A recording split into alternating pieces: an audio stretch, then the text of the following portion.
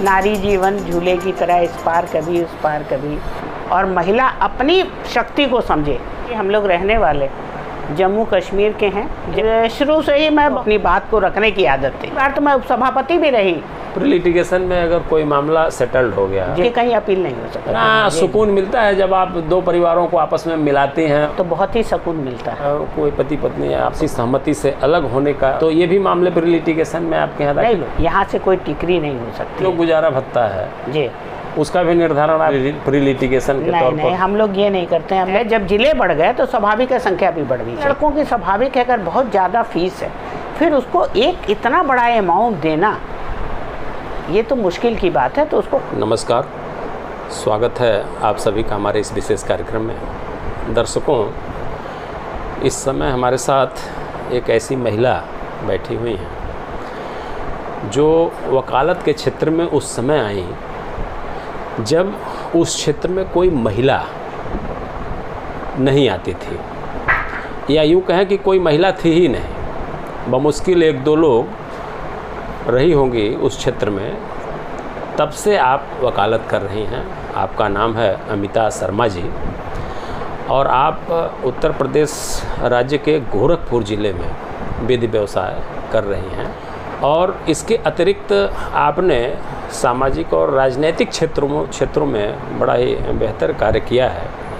तमाम सारी उपलब्धियां आपके नाम से रही हैं। सबसे बड़ी चीज़ कि महिला सशक्तिकरण के मिसाल के रूप में आपने जो यात्रा शुरू की वो अनवरत आज जारी है, और आप ही जैसे लोगों के प्रेरणा से तमाम सारी महिलाएं आज इस विधि व्यवसाय में कार्य कर रही हैं, और धड़ल्ले से अब विधि व्यवसाय में महिलाओं का आना शुरू हो गया है।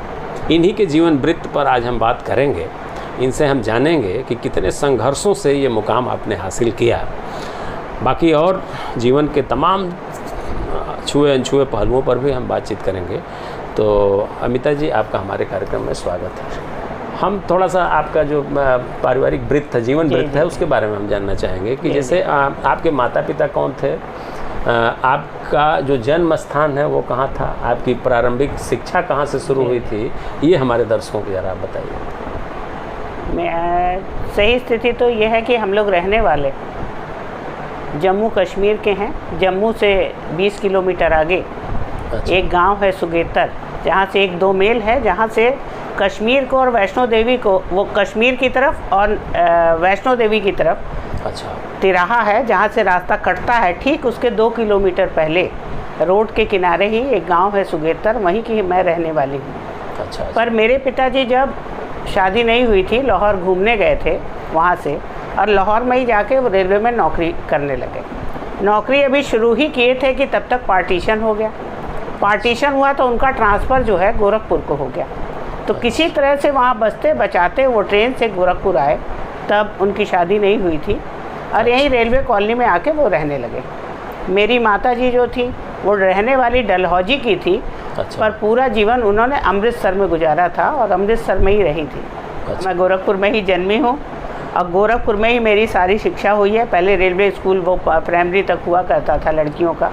अच्छा। तो उसी में 5 तक वहीं पढ़ी, और उसके बाद भगवती स्कूल से मैंने इंटरमीडिएट पास किया, और बीए में जाके विश्वविद्यालय में, गोरखपुर विश्वविद्यालय में बीए किया मैंने। फिर मैंने संस्कृत से एमए किया। उसी बीच में मैंने संगीत प्रभाकर भी किया।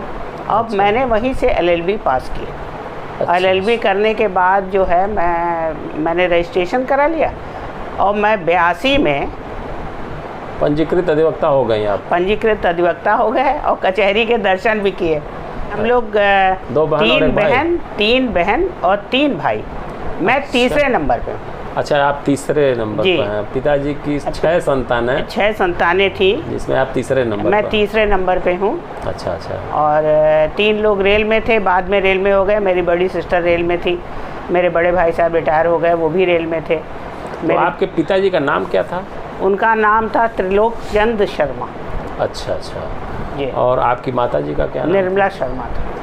तो पिताजी सेवा में थे और माताजी गृहिणी थी? नहीं, गृहिणी थी, पढ़ी लिखी थी, पर वो अच्छा अच्छा, मतलब शुद्ध रूप से गृहिणी थे। गृहिणी तो कुछ अच्छा ये बताइए कि जैसे विधि के क्षेत्र में ये आपका आना आपके पिताजी या माताजी की इच्छा थी या आप स्वतः स्फूर्त भाव से आई?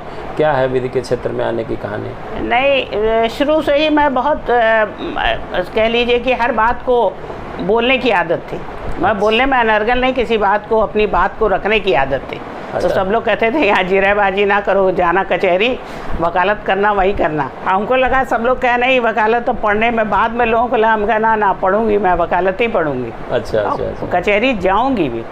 हाँ। और कचहरी गई और शुरू में तो भगवानी मालिक का जो कचहरी हुआ, मतलब सबको लगता था ये लड़की आ कहाँ से गई। प्राकृतिक रूप से कुल मिला करके, जैसे चाणक्य ने लिखा है एक जगह कि 4 चीज़ें मनुष्य लेके पैदा होता है, वो यहाँ उसको सीखने की जरूरत नहीं होती है। तो उसमें आया है, उसका एक श्लोक है कि दातृत्वम प्रिय वक्तृत्वम धीरत्व मुचि तज्ञता अभ्यासेन न लभ्यते चत्वारः सहजा गुणा। दान की शक्ति, प्रिय बोली की शक्ति, समय समय पर उचित और अनुचित क्या है इसकी जो क्षमता है, और धैर्य है। तो ये चीज़ें जो है प्राकृतिक रूप से व्यक्ति को ईश्वर प्रदान करके देता है। तो आपके अंदर वो गुण था जिसके अंदर जो है, मेरे फादर की एक इच्छा थी कि शिक्षा होनी चाहिए। शिक्षा होनी चाहिए। शिक्षित आदमी ही ठीक है, चाहे बहू लानी हो तो भी शिक्षित लाओ, लड़कियों को तो भी पढ़ाने की बात। बिल्कुल। अगर गार्जियन नहीं चाहेगा तो कोई बच्चा आगे बढ़ ही नहीं सकता। तो जिस समय आप अपने पिताजी के साथ पढ़ाई के दौरान जब आप अपना गोरखपुर में रह रहे थे, तो उस समय तो महिलाएं पढ़ती ही कम थी।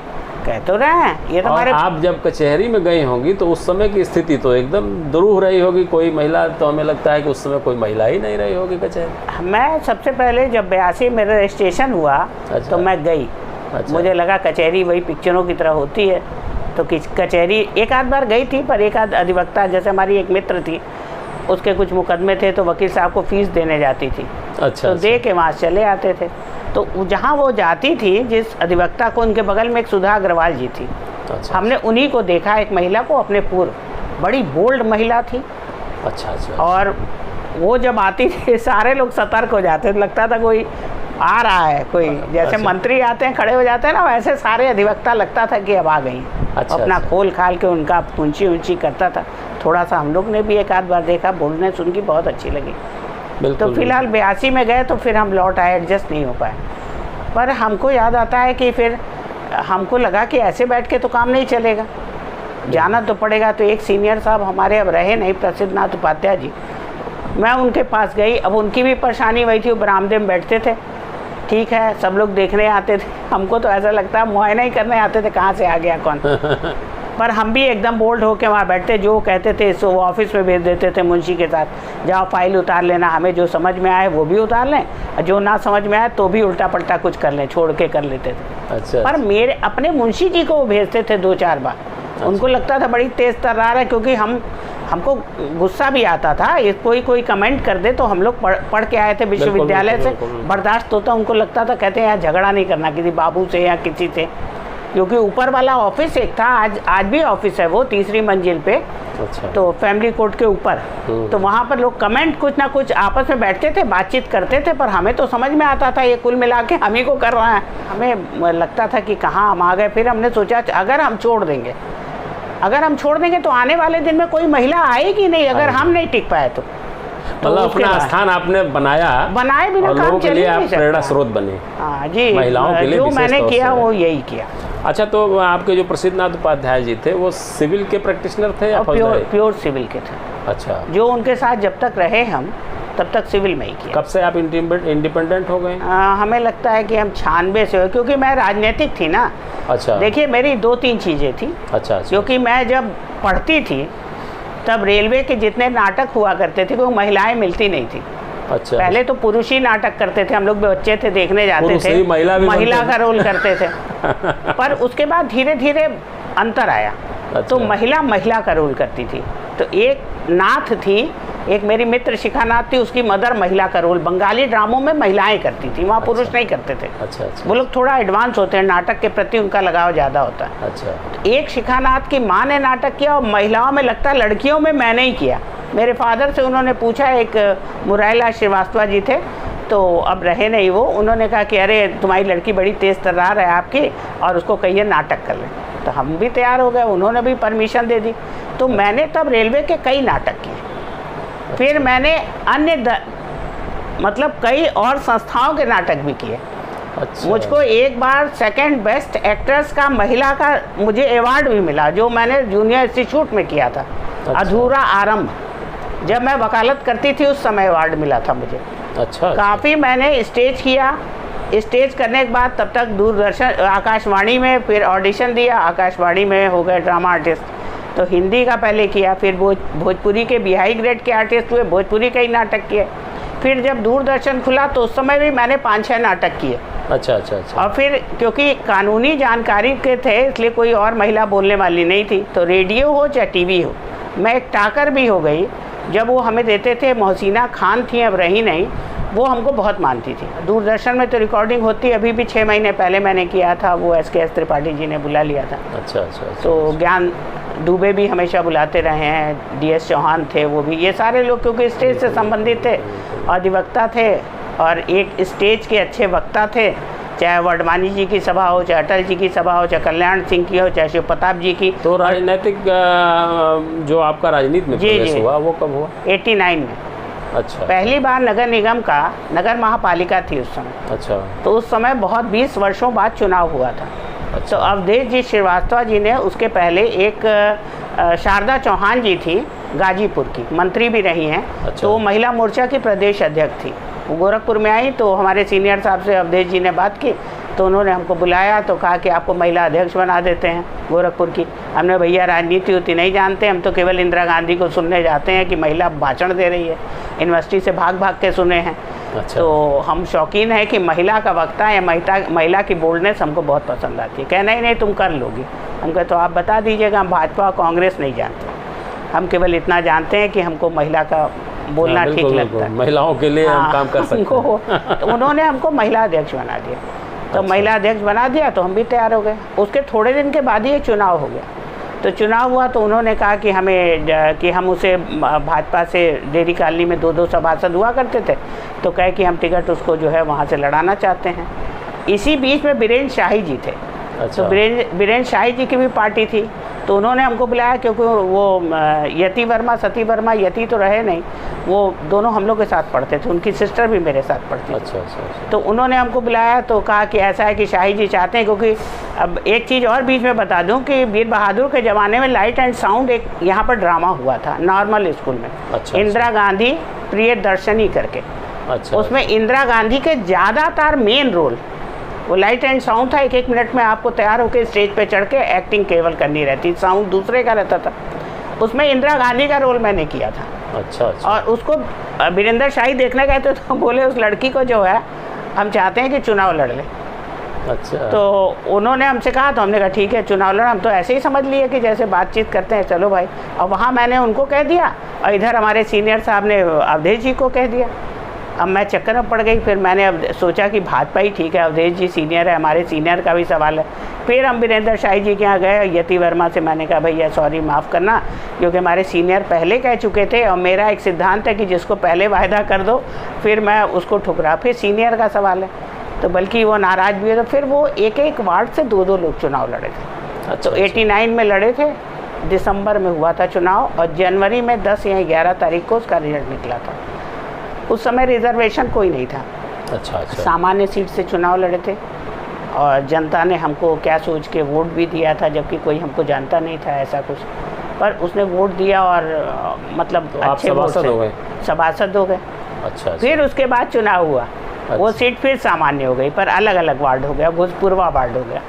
फिर सामान्य सीट से भाजपा ने हमको टिकट दिया, फिर मैं सभासद हुई। अच्छा, 2 टर्म। हाँ। अच्छा। फिर उसने तिवारा, फिर उस जमाने में जब पहली बार तो मैं उपसभापति भी रही, बथवाल जी के ज़माने में। अच्छा। हैं, और अब उपसभापति भी रही दोबारा जब राजेंद्र शर्मा में मैं मुख्य सचेतक थी सभासद दल की। अच्छा अच्छा। तो क्योंकि संगठन से एकदम जुड़ गए थे, महिला मोर्चा में मैं प्रदेश की उपाध्यक्ष तक रही हूँ प्रेमलता कटियार के साथ। अच्छा। 6 साल मंत्री रही हूँ, 1 साल उपाध्यक्ष रही हूँ प्रदेश स्तर पर। प्रदेश स्तर तक नीचे से गई हूँ, अध्यक्ष हुई, क्षेत्रीय समिति में हुई, क्षेत्रीय समिति सीधे प्रदेश मंत्री हुई। प्रदेश मंत्री के बाद फिर मैं रही, फिर उसके बाद मैं उपाध्यक्ष हुई प्रेमलता कटियार के साथ।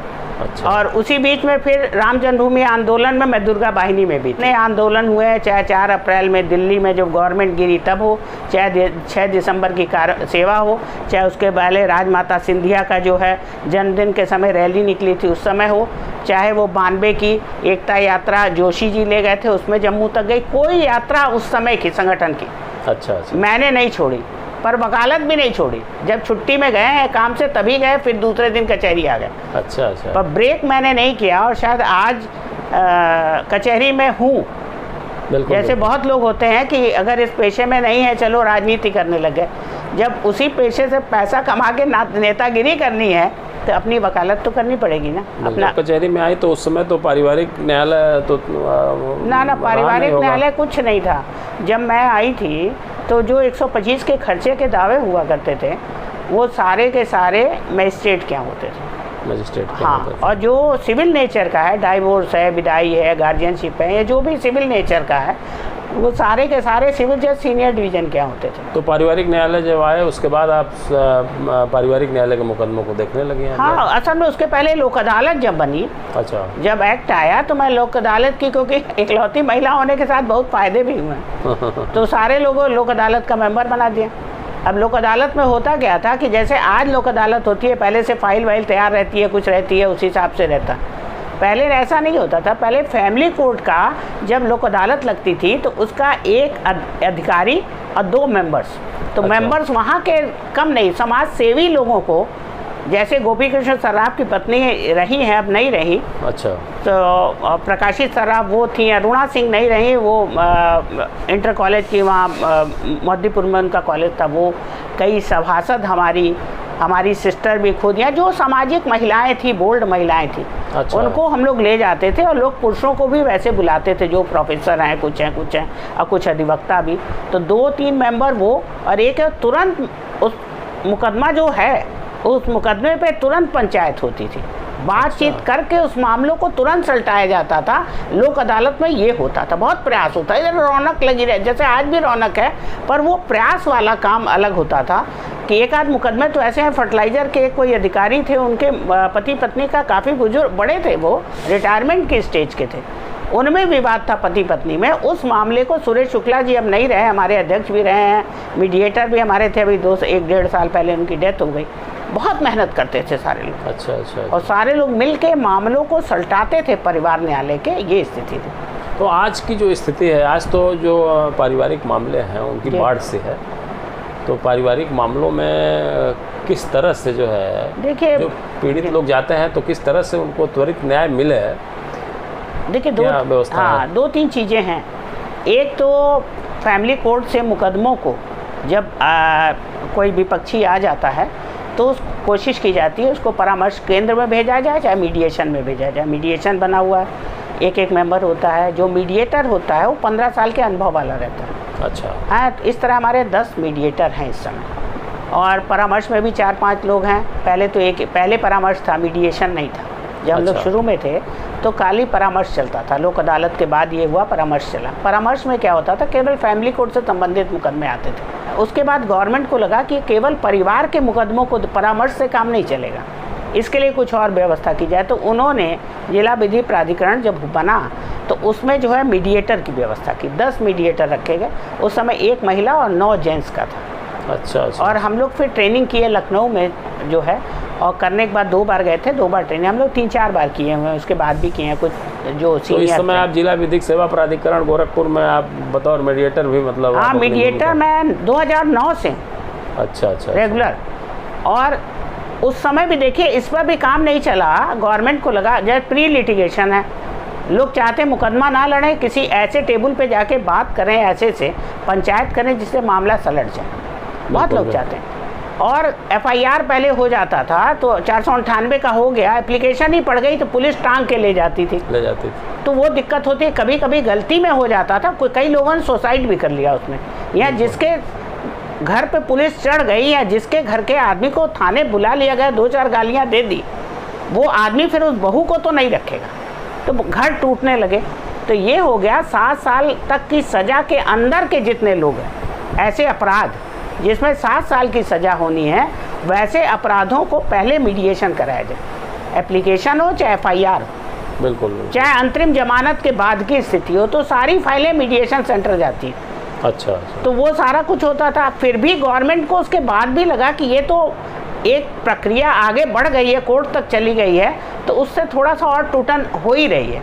तो उन्होंने कहा कि अगर आप लोग चाहते हैं, कोई व्यक्ति चाहता है कि अपोजिट पार्टी से हम बात करके मामले का हल निकाल लें, उसमें छोटे छोटे सिविल नेचर के भी हो सकते हैं, पति पत्नी से संबंधित होता है, और थोड़े बहुत इस तरह के विवाद हो सकते हैं, तो उन्होंने प्री लिटिगेशन की व्यवस्था बनाई कि मुकदमे दाखिल करने के पूर्व हम अपनी बात को रख दें, एक एप्लीकेशन दे दें और अपोजिट पार्टी को बुला के एक मीडिएटर जो मध्यस्थ है वो दोनों से पंचायत करके रास्ता निकाल दें। तो मीडिएशन वाला व्यवस्था हो गई, 10 मीडिएटर हो गए, एक मीडिएटर को प्री लिटिगेशन भी, कोर्ट से आई हुई फाइलें भी, क्योंकि कोर्ट में जो फाइलें हैं, चाहे घरेलू हिंसा हो, 498 हो, परिवार न्यायालय, एक बार तो उसको मीडिएशन सेंटर जाना ही जाना। परामर्श में तो केवल फैमिली कोर्ट के मुकदमे जाएंगे, वहाँ ये सब जाएंगे नहीं। और एक मुकदमा सलटेगा, मान लो 498 सलट गया, तो परिवार न्यायालय के सारे मुकदमे या अन्य घरेलू हिंसा के सब मुकदमे सलट गए ना, एक के बदले 4 सलट गए। बिल्कुल, ये स्थिति हो गई। तो वो हो गई। तो प्री लिटिगेशन में भी अब क्योंकि कोर्ट का भी तो फिर लगा, इसको गवर्नमेंट को लगा कि ये तो प्री लिटिगेशन है, पर ऐसा कुछ किया जाए जिससे कि प्री लिटिगेशन के मुकदमों को जो पति पत्नी संबंधित हैं, इनको कुछ अलग व्यवस्था बनाई जाए। अच्छा। तो अभी नवंबर में जाके गवर्नमेंट का आ गया, हाई कोर्ट से आया कि एक मीडिएटर जो सीनियर हो अच्छा। और एक अधिकारी, ये दोनों लोगों की एक कमेटी बना दी गई, पीठ तैयार की, और ये प्री लिटिगेशन के मुकदमे उस पीठ के सामने पेश हो। अच्छा, ये पारिवारिक मैटर, पति पत्नी के मामले, जो प्री लिटिगेशन, प्री लिटिगेशन, ये अब पारिवारिक मामले वो बाकी मीडिएटरों को नहीं मिलते हैं, जो कमेटी जिनके जो कमेटी में है, क्योंकि हमारे यहाँ पहले 3 लोग थे। अच्छा। 3 नहीं 4 लोग थे। तो एक प्रीति श्रीवास्तव जी थी, वो अपना रिजाइन करके चली गई, जो भी स्थिति उनकी थी। फिर 3 अधिकारी बचे, प्रधान न्यायाधीश, सेकंड और फर्स्ट। तो इधर तो 3 मीडिएटर, उसमें प्रधान न्यायाधीश के साथ मैं हो गई, पहले देवेंद्र सिंह थे, इस समय गौतम जी हैं, और उसके बाद सुरेश शुक्ला जी दूसरे नंबर के जो अधिकारी थे, उनके साथ परिवार न्यायालय में। तीसरे नंबर है सूरत नारायण त्रिपाठी जी। अच्छा। तो इत्तेफाक सुरेश शुक्ला जी की डेथ हो गई, क्योंकि चौथे नंबर पे शमसुल इस्लाम थे, तो वो दूसरे नंबर पे चले गए। अच्छा। और मैडम के साथ इस समय है। तो पारिवारिक मामलों में जी जो भी पति पत्नी के विवाद हैं, जी, उनका प्री लिटिगेशन आपके यहाँ दाखिल किया जा सकता है? हाँ, वो सीधे किया जा सकता है, किया ही जाता है। एक एप्लीकेशन दे दीजिए, न्यायालय में जाने की जरूरत नहीं है। ना, प्राधिकरण में जाइए और जाके उसमें शादी संबंधित उसका कागज़ दे दीजिए, फ़ोटो लगा दीजिए और एक एप्लीकेशन दे दीजिए। अच्छा। और उसको दाखिल कर दीजिए। अपोजिट पार्टी को नोटिस जाएगी, अपोजिट पार्टी आएगी और वो किसी कमेटी में लगा जाएगा, उसको डेट मिल जाएगी, उसमें जाके वो जज साहब के सामने और वो जो मीडिएटर है उसके सामने वार्ता हो जाएगी। तो बहुत जल्दी इस मामले का निपटारा हो जाता है। बहुत सारे हो जाते हैं। और जो विदाई होती है उसमें अवार्ड मिलेगा उस पति पत्नी को। अच्छा। एक डिग्री कह लीजिए उसको, अवार्ड उसको कहते हैं, वो अवार्ड मिलेगा उनको, और उनको बुलाया जाता है, एक बहुत अच्छा फंक्शन टाइप एक गिफ्ट दिया जाता है, माल्यार्पण एक दूसरे से कराया जाता है, फ़ोटो खिंचवा के हाई कोर्ट भेजा जाता है। तो प्री लिटिगेशन में अगर कोई मामला सेटल्ड हो गया जी, तो क्या उसका प्रभाव वही है जो जैसे लोक अदालत के निर्णय का? वही है। उसमें कोई अपील या कोई ना कुछ नहीं है। लोक अदालत की किसी भी मुकदमे में, चाहे प्री लिटिगेशन हो चाहे कुछ हो, जो लोक अदालत में डिसाइड हो गया उसकी कहीं अपील नहीं हो सकती। अपील नहीं होगी। और कुछ तो लोक अदालत के मुकदमों में सिविल वगैरह में तो उसकी तो जो कोर्ट फीस लगती है वो भी वापस हो जाती है। तो आप 1982 से मान लीजिए आप 85 से मान लीजिए आप वकालत में हैं, तब से लेकर के आज आप जब यहाँ जिला विधिक सेवा प्राधिकरण में मीडिएटर की हैसियत से आप काम कर रहे हैं, तो ऐसी स्थिति में जो पारिवारिक मामले पहले काफ़ी दिनों तक लंबित रहते थे, एक नौजवान दंपति आता रहा होगा और एकदम वृद्ध हो जाता रहा होगा मुकदमा लड़ते लड़ते, तो आज तो बहुत आसानी से ये चीज़ें हो जा रही हैं। आज लोग भी कितना सुकून मिलता है जब आप 2 परिवारों को आपस में मिलाते हैं और उनको एक साथ रहने के लिए प्रेरित कर देते हैं। जी। क्या कहेंगे आप? नहीं, तो सबसे बड़ी बात है कि घर किसी का बसता है तो बहुत ही सुकून मिलता है, प्रयास भी होता है। सबसे पहला प्रयास होता है कि इन लोग का घर बस जाए, और जिसमें बच्चे हैं बिल्कुल। उन बच्चों के लिए तो दोनों को लाख समझाया जाता है, भैया तुम लोग झगड़ा बंद करो, इस बच्चे को माँ मिलेगी या बाप मिलेगा। इसका कोमल जो मस्तिष्क है उसमें क्या असर होगा, समाज में देखेगा माँ बाप जा रहे हैं और आप एक आदमी जा रहा है, क्या इसको दे पाओगे। तो प्रयास ये किया जाता है। पर जहाँ स्थिति लगती है कि ये एक मुकदमे से इन लोगों के 4-6 मुकदमे होते रहेंगे और लास्ट में होना यही है, हर स्टेज पे मीडिएशन होना है, चाहे वो लोअर कोर्ट हो, चाहे हाई कोर्ट हो, चाहे सुप्रीम कोर्ट हो। आप 10 साल लड़के भी करोगे तो वही, क्योंकि एक जजमेंट हो जाएगा, उसकी अपील होगी, दूसरी होगी, तीसरे हो उसकी होगी, तो मिलेगा क्या आपको? जीवन आपका चला गया, धन आपका चला गया, अहम में लड़ते रहो। और मीडिएशन या सुलह ऐसी चीज़ है, ना कोई छोटा होता है ना कोई बड़ा होता है। बिल्कुल समान है, कुछ घाटा इसको, थोड़ा फ़ायदा इसको, थोड़ा फ़ायदा इसको, थोड़ा घाटा, कुछ नहीं बचेगा, धन बचेगा। सबसे बड़ी बात है ये कीमती जीवन बचेगा, जिस मनुष्य जीवन के लिए लोग कहते हैं कितने वर्षों बाद, कितने योनि के बाद मिलता है, और उसको आप इसी में जब घर बसाना है, घर बनाना है, एक कटोरी चम्मच जोड़ना है, उस समय आप लड़के गुजार दोगे तो बुढ़ापे में क्या करोगे? बिल्कुल। ना तो जीवन चलेगा और ना धन आएगा, ना कुछ आएगा, सब कुछ बर्बाद हो जाएगा। अच्छा, तो यहाँ जैसे मान लीजिए अगर कोई पति पत्नी आपस में अगर कोई विवाद करते हैं और आपसी सहमति से अलग होने का जो है निश्चय ले लेते हैं, तो ये भी मामले प्री लिटिगेशन में आपके यहाँ दाखिल? नहीं, प्री लिटिगेशन में आते हैं। एकदम अलग होने का भी है, सब होना है। अच्छा। पर अलग होने वाला यहाँ से कोई टिकरी नहीं हो सकती। अच्छा। मुस्लिम में तो ठीक है, मोहम्मडन्स का है, आपसी नियम के अनुसार, धर्म के अनुसार हो सकते हैं। हिंदू में किसी भी जाति में हो, अच्छा, उसको अलग होने के लिए हम व्यवस्था बनाते हैं कि ये तय कर दिया गया। अच्छा अच्छा। और आपको एक बता दिया गया कि अब विवाद नहीं होना है, ये आपने इतना पैसा लेना है या नहीं लेना है, जो भी कर दिया। फिर आपको परिवार न्यायालय में आपसी सहमति से 13 भी दाखिल करके विवाह विच्छेद कराना पड़ेगा, तभी आप पक्की डिग्री हो सकती है। लेकिन यह है कि एक विवाद को समाप्त तो आप निकाल ही देते हैं, एकदम उसमें सुलहनामा ले लेते हैं, उसकी रिपोर्ट लगा देते हैं, साहब का दस्तखत करा देते हैं, अपना कर देते हैं, तस्दीक करा देते हैं। प्रमाण पत्र के लिए आप उन्हीं शर्तों पे दावा आपको दाखिल करना, अब विवाद नहीं कुछ है। बिल्कुल बिल्कुल। एक तरफ आपने किया, सब बहुत विवाद खत्म हो रहे हैं।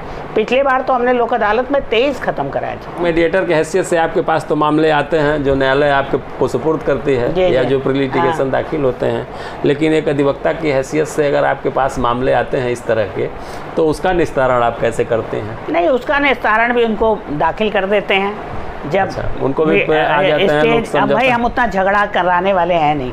जब सभाओं में ही घुस गया, मान लो किसी खून में जो घुसेगा वही करेगा। अगर हम दूसरे का सुलह कराएंगे तो अपना तो लड़ाएंगे नहीं, अपना भी उसको सलाह देंगे, भैया इससे तुमको ये लाभ है, इससे तुमको हानि है। हम झूठ बोल के तुमको नहीं कह सकते कि तुम्हारा मुकदमा दाखिल हो गया, कल तुमको इतने 1000 रुपये मिल जाएंगे। उसको पाने के लिए तुम्हारा, हमारा कर्म, तुम्हारा भाग्य। बिल्कुल। मैं कोशिश कर सकती हूँ, भाग्य तुम्हारा है। अपोजिट पार्टी पहले बार आएगी कि 2 बार में आएगी, और तुमको क्या दे देगी, कम बेसी कर लो और ज़िंदगी बना लो, नहीं तो साथ में चले जाओ। कुछ लोग नाराज़ भी होती हैं, उनको बुरा, जो लड़ने वाली हैं उनको एक आध को बुरा भी लग जाता है, क्योंकि आदमी। अच्छा, जो गुजारा भत्ता है जी, उसका भी निर्धारण आपके यहाँ प्री लिटिगेशन के तौर पर? नहीं, हम लोग ये नहीं करते हैं, हम लोग कर नहीं सकते, हमको कोई पावर नहीं है।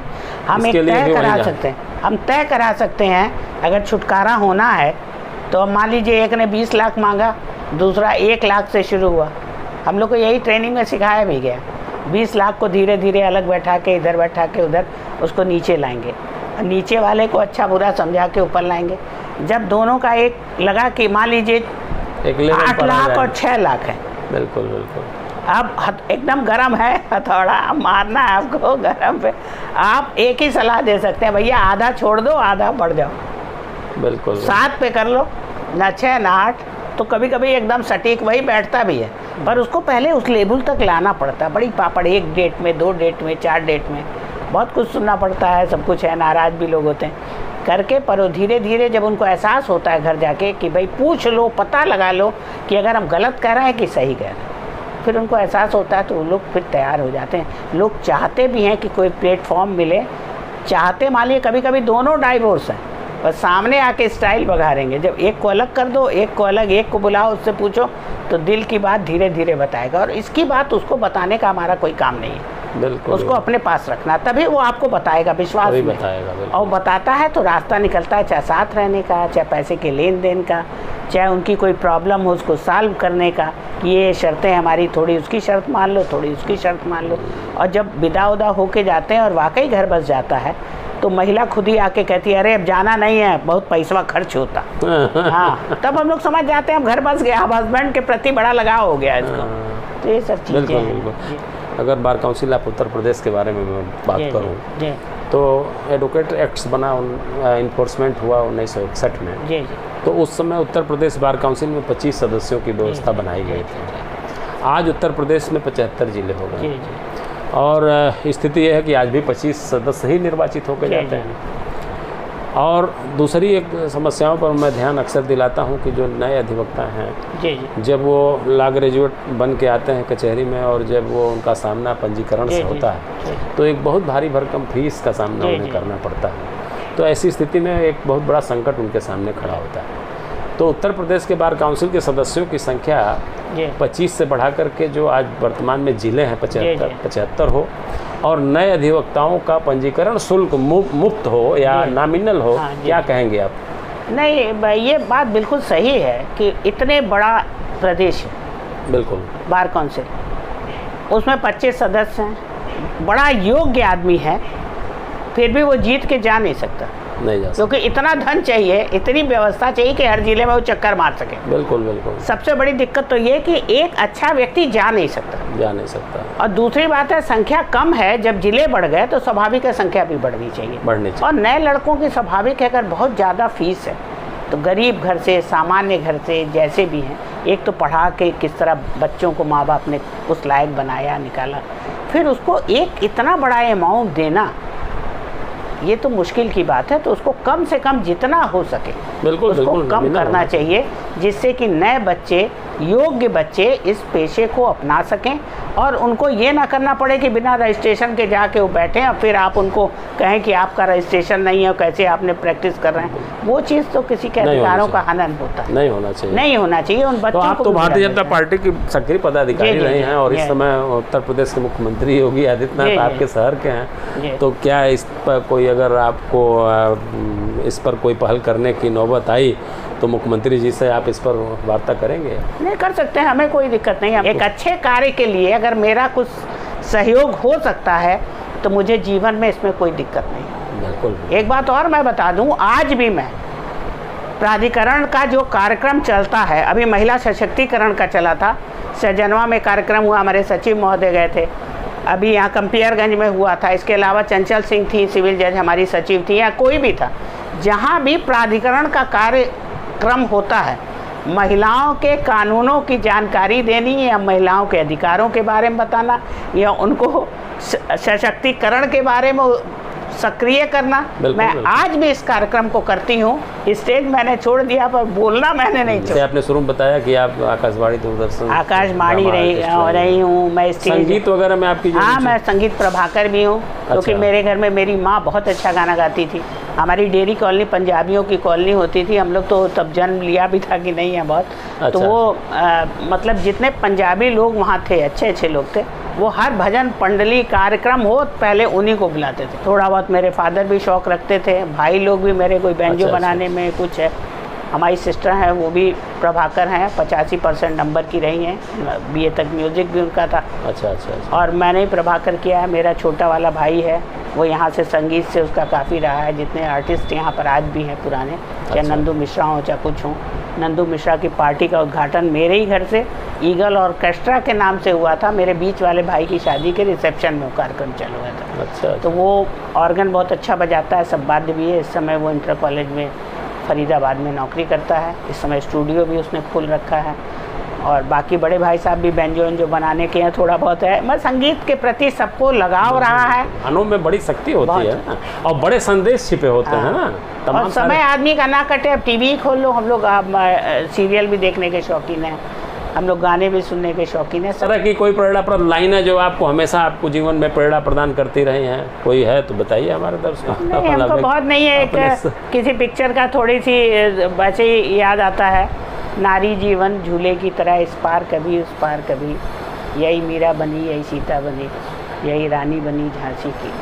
कभी फूल चढ़ाए भक्तों ने, कभी हाथ में ली तलवार यही। तो नारी का रूप है। पर एक चीज़ ज़रूर महिलाओं के लिए कहना चाहते हैं, अपने अधिकारों को पाने की बात हम करते हैं, कर्तव्य की बात नहीं करते हैं। तो इतना ध्यान रखना चाहिए, महिला वो होनी चाहिए, एक मिली दारुण दुख देई, एक मिली प्राण हर लई। ऐसी महिला बनो कि तुम्हारे मिलने पे दूर से ही लोग ना करें अरे कौन महिला आ गई, और महिला अपनी शक्ति को समझे।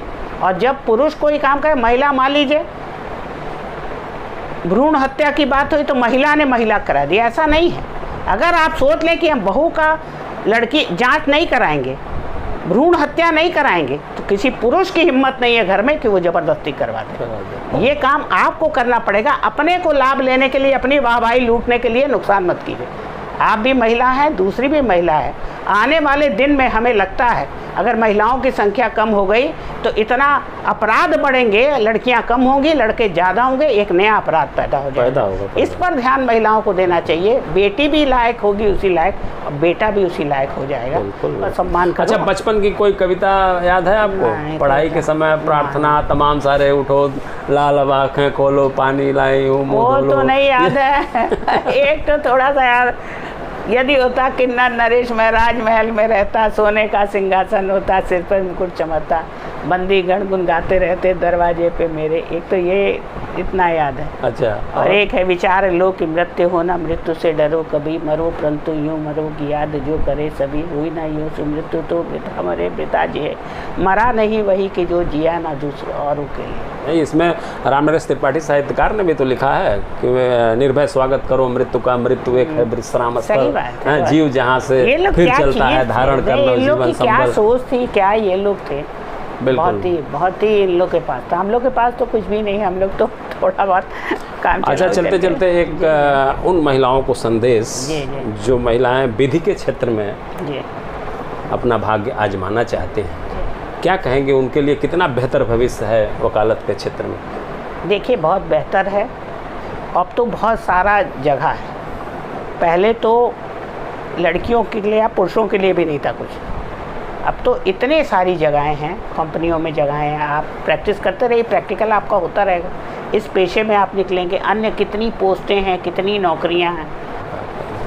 बहुत अच्छा। दर्शकों, आपने देखा कि अमिता शर्मा जी ने, इनका एक लंबा सफ़र रहा है। जब कचहरी में आप आई तो एकदम अकेले महिला के रूप में या कुछ महिलाओं के रूप में आपने विधि व्यवसाय शुरू किया, और आज वो श्रृंखला एक लंबी श्रृंखला के रूप में परिवर्तित हो गई, और तमाम सारी महिलाएं आज जो है कचहरी में हैं, विधि व्यवसाय कर रही हैं। अमिता जी, आपने अपने जीवन वृत्त से जुड़ी हुई बातें हमें बताई, और विधि के क्षेत्र से जुड़ी हुई तमाम सारी बातें आप बताई। निश्चित रूप से हमारे दर्शक इससे लाभान्वित होंगे। आपने अपना अमूल्य समय मुझे दिया और बहुत सुंदर सुंदर बातें की आपने, इसके लिए आपको बहुत बहुत धन्यवाद।